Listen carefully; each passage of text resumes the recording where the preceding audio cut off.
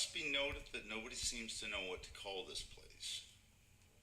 Traditionally, it has been known as Earth, or planet Earth, but it has long since changed into something else. We still call it Earth, at least internally, to maintain some sense of familiarity. But the nicknames come and go with alarming speed. Nowadays, it's gotten so quiet here that for the most part, the general public doesn't even discuss the matter. I prefer to call it the realm. This seems the most accurate to me. Other names that have passed through: flat Earth, hollow Earth, fixed Earth, simulation, a dream, a quarantine zone, the Great Arena, Loosh Farm, the third density, hell, purgatory, the upside down, rabbit hole central, the oblate spheroid, the I knew it.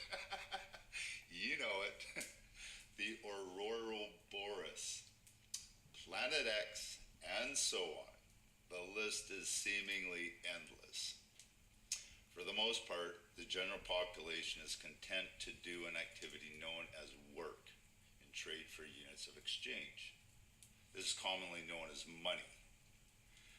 And this has been very cleverly designed and encoded to produce dopamine and serotonin responses in the brain that bind the user's mind to the unit of exchange as the value-holding aspect, rather than the physical things that the units of exchange can be traded for, such as cars, food, dirty magazines, and so on.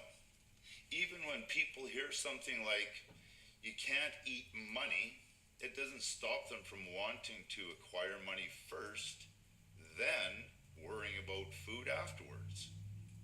This creates an imbalance. It also constitutes the hierarchy at the root of the realm's social system. It is generally known that a certain amount of money is put out. Then it is gradually and stealthily pilfered by unseen hands, so that the people are competing over an ever-diminishing supply of money. Kind of like musical chairs. This is also known as false or induced scarcity. This was clearly pointed out by the rules of a board game called Monopoly, where the whole point of the game is to get everyone else bankrupt or out of money. Then you are the winner. The act of participating in this system automatically turns you into a consumer. The more you consume, the better. The groups that manage this act of gobbling up everything in sight are called corporations.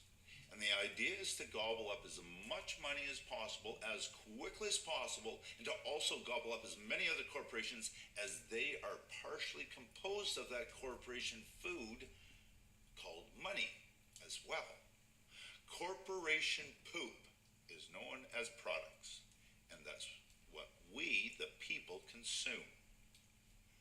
They eat money, then poop out products, which we, the people, then eat or consume by participating in an act called shopping.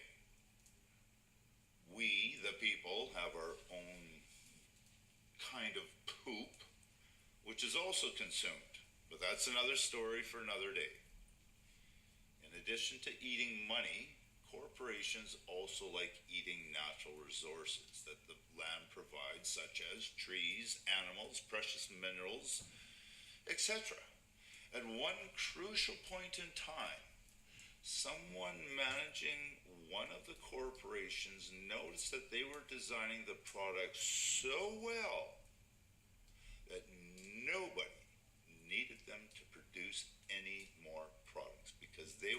lasting for a good 20 to 50 years. This was good for customer satisfaction, but bad for the corporation's bellies, as they could only survive on money, not simply customer satisfaction. So something called planned obsolescence was created, which immediately solved the problem of products lasting too long. You may be wondering what type of people these corporations are.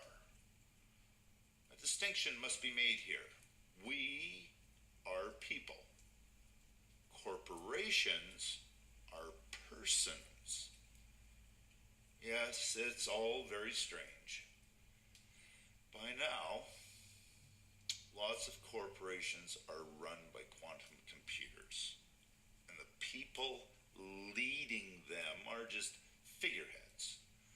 The corporations seem to actually be turning into some sort of people.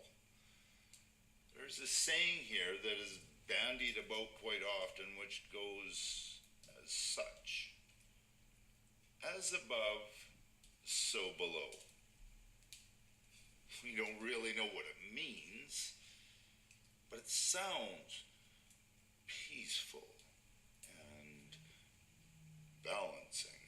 So we use it when describing how parts of realm go fractaling off into obscurity. This is a bit of a tangent, but the comedian George Carlin once proposed the idea that the whole reason Mother Earth produced humans in the first place was that she needed plastic, but didn't know how to make it. Now, we have plastic. So, I'm just kidding. I'm sure that Mother will keep us around, as long as she needs plastic.